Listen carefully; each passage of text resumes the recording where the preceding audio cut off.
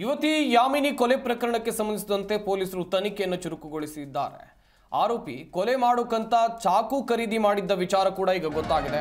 ಆರೋಪಿ ವಿಘ್ನೇಶ್ಗೆ ಸಾಥ್ ಕೊಟ್ಟಿದ್ದ ಸ್ನೇಹಿತ ಹರೀಶ್ ಬೈಕ್ನಲ್ಲಿ ಡ್ರಾಪ್ ಮಾಡಿ ಬಳಿಕ ಕೊಲೆ ಮಾಡಿ ಆದ್ಮೇಲೆ ಈತ ಪಿಕಪ್ ಕೂಡ ಮಾಡಿದ್ದ ಎನ್ನುವಂತ ಮಾಹಿತಿ.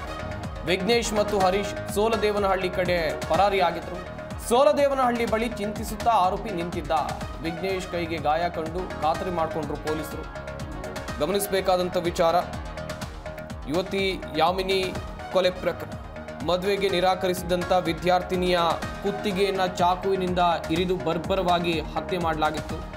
ಬೆಂಗಳೂರಿನ ಶ್ರೀರಾಂಪುರ ಠಾಣಾ ವ್ಯಾಪ್ತಿಯಲ್ಲಿ ನಡೆದಿದ್ದಂಥ ಪ್ರಕರಣ ಇದು. ಗುರುವಾರ ಮಧ್ಯಾಹ್ನದ ಹೊತ್ತಿಗೆ ಆರೋಪಿ ಹೆಸರು ವಿಘ್ನೇಶ್, ಶ್ರೀರಾಂಪುರ ನಿವಾಸಿ.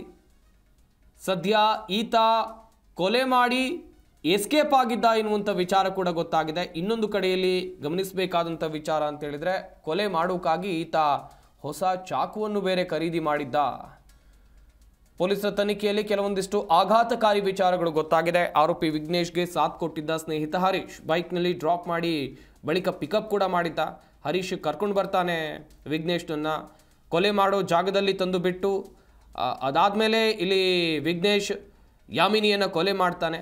ಕೊಲೆ ಮಾಡಿದ ಮೇಲೆ ಮತ್ತೆ ಹರೀಶ್ನನ್ನು ಭೇಟಿಯಾಗಿ ಹರೀಶ್ ಆ ಸ್ಪಾಟಿಗೆ ಬರ್ತಾನೆ.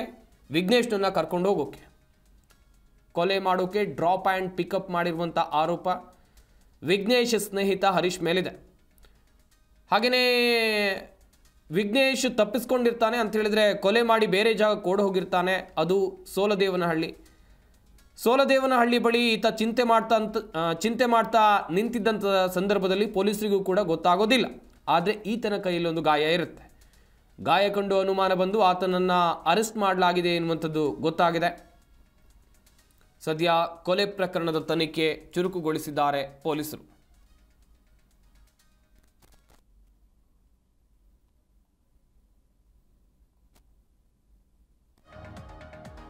ಪ್ರೀತಿ ಮಾಡೋಕೆ ನಿರಾಕರಣೆ ಮಾಡಿದ ಕಾರಣಕ್ಕಾಗಿ ವಿದ್ಯಾರ್ಥಿನಿಯ ಮುಖಕ್ಕೆ ಖಾರದ ಪುಡಿ ಹಾಕಿ ಚಾಕುವಿನಿಂದ ಕೊಲೆ ಮಾಡಿದಂಥ ಪ್ರಕರಣ ಇದು.